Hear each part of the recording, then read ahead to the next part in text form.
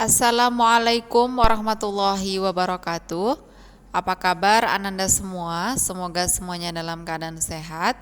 Sebelum memulai pembelajaran, marilah kita membaca basmalah bersama. Bismillahirrahmanirrahim. Kita belajar pada tema 2, subtema 2, manfaat energi. Pada pembelajaran 1, pembelajaran 2, dan pembelajaran 3. Untuk yang pertama, kita belajar IPS tentang pemanfaatan energi. Energi digunakan untuk melakukan berbagai kegiatan dalam kehidupan sehari-hari. Nah, di sini ada contohnya, yaitu seorang anak yang bermain layang-layang. Kira-kira energi apa yang digunakan? Yaitu energi angin. Nah, perubahannya kepada energi gerak. Akhirnya layang-layangnya bisa bergerak. Energi diperlukan agar dapat melakukan gerak. Demikian juga suatu benda untuk dapat bergerak memerlukan energi. Jadi dapat disimpulkan semua kegiatan membutuhkan energi. Sumber energi ada bermacam-macam. Nah, salah satunya tadi yang Ustazah contohkan, yaitu dari energi angin menjadi energi gerak seorang anak yang bermain layang-layang. Nah, di sini di halaman 52 akan Ustazah jelaskan satu persatu macam dari energi. Yang pertama, energi dari makanan. Setiap hari kita melakukan banyak aktivitas, misalnya belajar, mandi, bermain, bersepeda, dan lain sebagainya. Nah, sumber energi bagi manusia yaitu dengan makanan. Jadi harus memiliki asupan makanan yang bertambah agar energinya juga bertambah. Nah, di sini ada beberapa contoh sumber energi. Ada nasi, tepung terigu, jagung, kentang, sagu, umbi-umbian, dan lain sebagainya. Setiap manusia membutuhkan makanan agar ia bisa tetap hidup. Makin banyak aktivitas, makin banyak pula energi yang dibutuhkan. Yang kedua, energi dari listrik. Listrik merupakan sumber energi yang penting dalam hidup manusia di zaman sekarang ini. Contohnya misalnya anak-anak ustazah belajar pada malam hari. Nah, pastinya butuh lampu yang terang untuk belajar. Kemudian ketika di jalan, pastinya juga butuh lampu penerangan agar tidak gelap. Kemudian ketika di perempatan atau pertigaan jalan, butuh yang namanya lampu lalu lintas untuk menjaga kelancaran lalu lintas. Dan juga misalnya anak-anak ustazah ingin beristirahat sambil menonton televisi, pastinya juga butuh listrik. Dan juga ingin mengecas HP juga membutuhkan energi listrik. Dan masih banyak lagi contoh untuk energi listrik. Energi yang ketiga yaitu energi dari panas matahari. Nah, di sini panas matahari mempunyai banyak manfaat, antara lain menjemur pakaian, mengeringkan makanan, penerangan pada siang hari. Nah, di sini misalnya anak ustazah mencuci baju. Nah, kemudian setelah dicuci pastinya harus dikeringkan dengan cara menjemurnya di sinar matahari. Selain itu misalnya orang tua Ananda semua membeli ikan asin atau juga membeli kerupuk, pastinya perlu untuk dikeringkan. Yang keempat, energi dari minyak bumi. Energi dari minyak dan gas bumi diperlukan manusia untuk menunjang kegiatan sehari-hari, seperti kegiatan transportasi yang merupakan aktivitas sehari-hari yang memerlukan sarana. Misalnya contoh seorang petani yang menjual hasil panennya, maka dia memerlukan mobil atau kendaraan. Kemudian pedagang yang mengantar lemari pesanannya kepada pembeli, maka juga memerlukan kendaraan. Dan juga Pak Lurah yang ingin berkeliling desa meninjau warganya, maka menggunakan kendaraan. Dan begitu juga anak-anak ustazah misalnya mau berangkat ke sekolah, maka memerlukan kendaraan untuk orang tuanya mengantar ke sekolah. Dan semua kendaraan itu memerlukan yang namanya bahan bakar minyak. Silahkan dibuka bukunya pada halaman ke-62. Nah, di sini anak-anak ustazah silahkan perhatikan pada gambar. Untuk gambar yang pertama tentang pemanfaatan listrik, ada 2 orang anak yang bermain layang-layang di sekitar kabel listrik. Nah, itu seharusnya tidak dilakukan karena bisa berbahaya.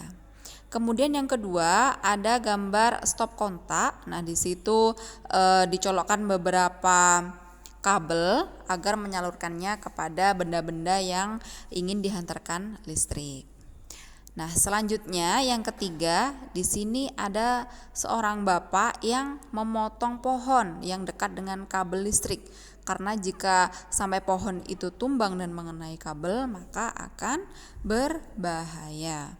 Dan juga yang keempat, di sini ada antena yang digunakan untuk televisi. Nah, itu juga menggunakan energi listrik. Selanjutnya kita belajar IPA, mengamati perubahan energi.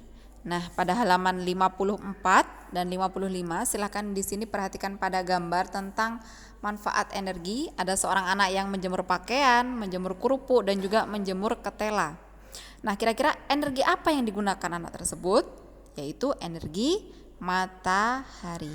Nah, jika dipakai secara terus-menerus, apakah energi matahari bisa habis? Jawabannya adalah tidak, ya. Kemudian, mengapa kulit kita ketika berada di sinar matahari berubah warna? Ada yang tahu, anak-anak ustazah? Oke, nah kenapa bisa berubah warna? Karena panas merupakan salah satu bentuk energi. Energi panas disebut juga kalor. Energi panas membuat kita merasa hangat atau panas. Energi panas dihasilkan oleh beberapa sumber. Matahari merupakan salah satu sumbernya. Selanjutnya kegiatan Ayo Mencoba membuktikan adanya perubahan energi. Nah, di sini ada beberapa alat dan bahan, yaitu kertas berbentuk spiral, benang, lilin, dan korek api. Cara kerjanya, ambillah selembar kertas, kemudian gambar garis berbentuk spiral, kemudian gunting kertas mengikuti garis agar berbentuk spiral. Kemudian ikatlah salah satu ujung kertas dengan benang dan ikatlah ujung yang lain pada pensil. Dan yang terakhir, nyalakan lilin. Letakkan kertas spiral di atas nyala api. Jaga jarak, jangan sampai terbakar. Nah, silahkan diperhatikan di buku paketnya. Selanjutnya pada halaman 56, kegiatan Ayo Mencoba. Nah, untuk yang ini silahkan dipraktekkan di rumah masing-masing. Tujuannya mengetahui adanya energi panas, alat dan bahannya, 2 buah batu, 2 penggaris, dan juga telapak tangan ya. Nah, cara kerjanya silahkan ananda semua. Yang pertama untuk telapak tangan, yaitu dalam kondisi kering, kemudian gesek-gesekkan kedua telapak tangan selama 5 menit.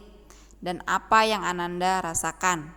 Yang kedua dengan batu, yaitu silahkan digesek-gesekkan selama 5 menit dan silahkan lihat apa yang ananda rasakan. Dan yang ketiga yaitu menggesekkan 2 penggaris selama 5 menit. Kemudian setelah permukaan penggaris yang digesekkan tadi, apakah yang ananda rasakan? Jadi silahkan diisi pertanyaan nomor 1, nomor 2, nomor 3, dan nomor 4. Apa kesimpulan dari ketiga percobaan di atas? Energi perlu dihemat. Untuk menghemat energi, di sini ada beberapa yang bisa ananda ustazah lakukan. Yang pertama, menggunakan listrik seperlunya saja. Kemudian mengeringkan pakaian secara alami dengan sinar matahari. Menggunakan peralatan listrik hemat energi. Kemudian menggunakan peralatan listrik ramah lingkungan. Dan juga mendesain rumah hemat energi dan memakai sumber daya air seperlunya. Untuk tugasnya, halaman 57, ayo berlatih melengkapi isi tabel tentang perilaku hemat energi. Nah, di sini ada 6 perilaku. Silahkan nanti di checklist mulai dari hari Senin sampai hari Minggu. Apakah ananda semua melakukan? Jika melakukan silahkan di checklist, jika tidak silahkan di strip saja. Langsung di buku paketnya. Silahkan dibuka bukunya pada halaman ke-63. Di sini ada cara menghindari bahaya listrik. Jadi listrik ini kita harus menggunakannya dengan hati-hati, kalau tidak bisa berbahaya. Nah, bahayanya yaitu bisa terjadi konsleting atau kita bisa tersetrum. Nah, jadi listrik atau alirannya tidak boleh terkena air, dan begitu juga dengan tangan kita. Tangan kita ketika memegang sesuatu yang berkaitan dengan listrik harus kering. Selanjutnya di halaman 64 kegiatan Ayo Membaca tentang air, tubuh kita, dan listrik. Jumlah air dalam tubuh bayi ada 80%, orang dewasa 70%, dan lanjut usia 50%. Semuanya berbeda-beda. Nah, di manakah air itu berada dalam tubuh kita? Yaitu tersebar di seluruh tubuh manusia, mulai dari paru-paru, darah, kulit, otot, otak, dan juga tulang. Nah, oleh karena itu kita harus berhati-hati nih terhadap kabel listrik yang ada di sekitar. Jadi kalau anak-anak ustazah bermain layang-layang harus tempat yang jauh dari kabel, ya, bisa di lapangan atau tempat yang terbuka. Selain itu juga ketika menggunakan peralatan listrik harus didampingi ayah bundanya agar tidak tersetrum. Dan juga ketika hujan lebat, ketika ada petir, anak-anak ustazah sebaiknya berada di dalam rumah, jangan di luar rumah atau berteduh di bawah pohon, karena pohon mengandung air dan bisa mengalirkan listrik dari petir tersebut. Selanjutnya kita belajar SBDP. Nah, di sini masih berkaitan dengan materi di tema sebelumnya, yaitu tentang lagu Menanam Jagung. Nah, nanti silakan diputar ulang dan anak-anak ustazah silahkan nanti belajar untuk menyanyikan lagu Menanam Jagung. Selanjutnya kita belajar bahasa Indonesia tentang manfaat dan cara menghemat kertas. Nah, silahkan Anda perhatikan pada gambar, di situ ada pabrik pembuatan kertas. Nah, di halaman selanjutnya perhatikan di situ ya Nak ya, ada gambar ilustrasi membuang-buang kertas. Nah, di sini ada sebuah cerita, Dimas dan teman-temannya ingin menggambar binatang berkaki 4. Tetapi gambarnya kurang bagus. Mereka terus mengganti kertasnya dan membuang-buang kertas begitu banyak. Nah, di sini ada 3 pertanyaan, silahkan dijawab ya. Yang pertama, bagaimana pendapatmu terhadap cara Dimas dan teman-temannya menggambar? Apakah anak ustazah setuju atau tidak setuju dengan membuang-buang kertas tadi? Yang kedua, B, mengapa kita harus menghemat kertas? Mengapa ya? Silahkan ditulis. Apakah bahan baku kertas itu mudah didapat atau sulit didapat? Dan yang ketiga, tulislah 3 cara menghemat kertas ya. Oke, baiklah, untuk 3 tadi silakan ditulis langsung di buku paketnya secara singkat, padat, dan jelas. Apakah Anda semua tahu bahan baku pembuatan kertas? Nah, untuk membuat 1 rim kertas berukuran A4 diperlukan 1 pohon yang berusia 5 tahun. Jadi ketika kita menghemat kertas, kita juga menghemat penggunaan energi. Hal ini mengingat pembuatan kertas membutuhkan energi yang besar, terutama energi listrik. Selain itu, dengan menghemat kertas berarti kita telah menjaga kelestarian pohon di sekitar kita. Oke, Anda semua, ustazah mengingatkan kembali untuk tugasnya pada halaman 56. Ayo mencoba, ini tugas praktek ya.